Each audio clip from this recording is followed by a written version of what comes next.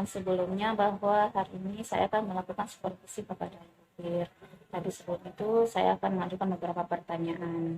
Ya, yang pertama barangkali saya ingin tahu apa materi yang akan diberikan pada pembelajaran hari ini akan saya supervisi.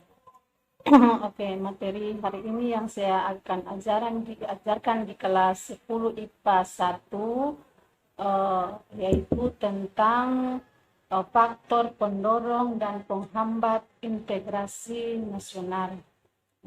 Jadi itu materinya ya. Kemudian apa tujuan pembelajaran yang ingin dicapai dari materi tersebut? Tujuannya ada 3, yaitu yang pertama adalah peserta didik menyebutkan faktor-faktor pendorong dan penghambat integrasi nasional. Kemudian yang kedua, peserta didik dapat menganalisis faktor pendorong dan penghambat integrasi nasional. Dan yang ketiga, peserta didik dapat menyajikan hasil analisis dari faktor pendorong dan penghambat integrasi nasional. Iya, jadi ada 3 tujuan pembelajaran. Kemudian kira-kira apakah ada kendala yang akan terjadi pada saat pembelajaran nanti, Bunda? Ya. Insya Allah tidak ada, tapi biasanya kalau di siang hari, apalagi kita mengajar lepas zuhur itu, pasti ada saja gangguan dari para peserta didik.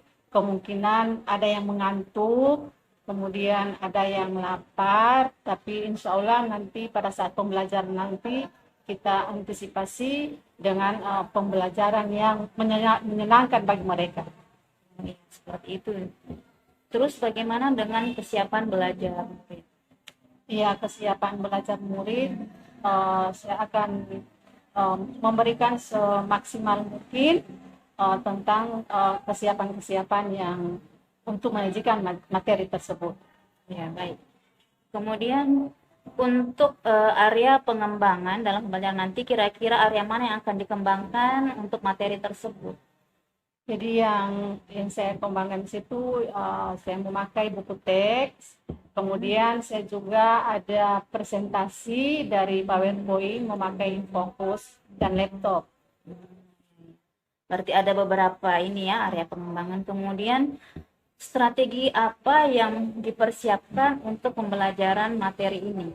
Ya, persiapan saya yang pertama itu membuat RPP, kemudian ada media pembelajaran, kemudian model pembelajaran yang bagus untuk menyampaikan materi tersebut. Baik. Kemudian pertanyaan terakhir nih, untuk ketercapaian dari tujuan pembelajaran ini, bagaimana cara Ibu untuk menjaga konsistensi siswa agar tetap mengikuti pembelajaran sampai selesai? Saya tetap konsisten dalam ini bahwa saya meminta para peserta didik semua untuk lebih fokus dalam penjelasan saya, mulai dari penjelasan awal, kemudian langkah-langkah pembelajaran, dan bagaimana pada pelaksanaan diskusi sampai menyajikan hasil daripada analisis dari materi tersebut.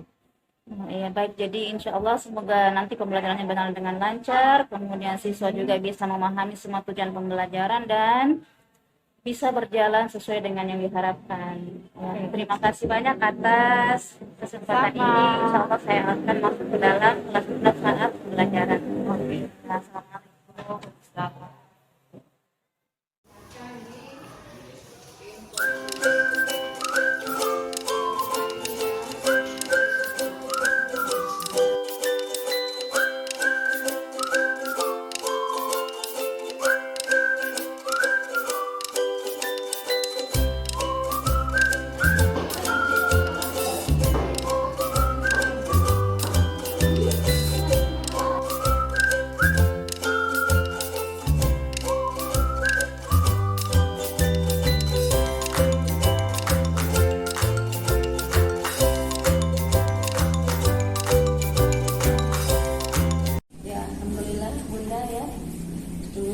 Sudah melakukan kegiatan di dalam kelas ya, dan sebelum itu saya juga sudah melakukan para observasi terhadap aktivitas pembelajaran yang akan Bunda lakukan. Dan saya melihat dalam pembelajaran itu Bunda sudah melakukan pembelajaran dengan sangat baik, terbukti dengan siswa sangat antusias ya, mereka senang, kemudian juga bahkan mereka meminta supaya pembelajaran seperti itu sering dilakukan. Ya. Nah, kemudian yang ingin saya tanyakan barangkali Bunda, yang pertama nih, kira-kira apakah masih ada yang dirasa kurang dari pembelajaran yang telah Bunda lakukan di kelas? Oke, ada sedikit kekurangan yang waktu pelaksanaan pembelajaran, terutama itu pada kesiapan untuk pembelajaran infokus. Pemasangan infokus itu yang agak lambat sehingga agak makan waktu sedikit. Ya. Jadi hanya pada ini saja ya, pemasangan infokus saja. Kemudian kira-kira bagaimana menyiasati agar pada pembelajaran berikutnya ini bisa berjalan dengan lebih baik lagi? Cara untuk menyiasati supaya keseluruhan pembelajaran pada yang berikutnya bisa bagus, saya lebih menyiapkan diri lagi tentang media pembelajaran terutama pemasangan fokus, kemudian mengenai langkah-langkah penyampaian langkah-langkah kegiatan kepada anak-anak itu jangan terlalu cepat, supaya anak-anak bisa mengerti, supaya jangan diminta diulangi terus. Jadi fokusnya pada penyampaian fokus dan langkah-langkah pembelajaran yang lebih dimatangkan supaya siswa tidak minta pengulangan lagi. Nah, dalam kegiatan diskusi Bunda, apakah masih ada siswa yang terlihat ini seperti rasa kurang nyaman begitu, atau mungkin kurang bisa bekerja sama dengan teman yang ada dalam kelompok yang sama?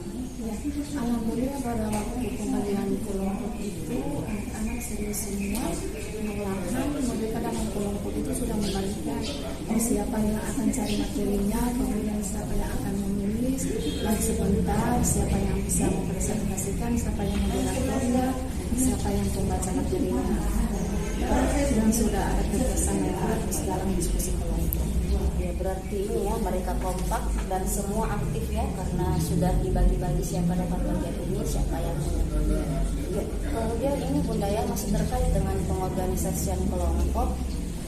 Kira-kira apa tindak lanjut dari aktivitas kelompok ini yang akan Bunda lakukan nanti berikutnya? Pada langkah berikutnya supaya anak-anak itu lebih antusias lagi, saya harus meningkatkan, saya lagi mencari yang lebih baik lagi supaya dalam pembelajaran itu anak-anak lebih aktif dan senang untuk diberikan materi tersebut dan mereka cepat mengerti. Berarti tindak lanjutnya ini ya, mencari trik yang lebih bagus, kemudian juga mempersiapkan dengan segala kemungkinan yang akan terjadi dalam kelas ya. Kemudian saya melihat bahwa dari segi manajemen waktu sudah sangat bagus ya, karena sesuai dengan waktu yang ada. Nah, terakhir mungkin Bunda, kalau dari saya melihat bahwa pembelajaran yang Bunda lakukan di kelas itu sudah mencakup diferensiasi konten dan produk. Kemudian juga di situ kita sudah bisa melihat bahwa profil Pancasilanya muncul, di mana anak-anak dilatih untuk mandiri, kreatif, kerjasama, sehingga bisa menghasilkan produk yang sesuai dengan yang mereka inginkan. Jadi saya ingin mengucapkan terima kasih banyak kepada Bunda karena sudah melakukan pembelajaran dengan sangat baik. Semoga kedepannya bisa lebih bagus lagi ya.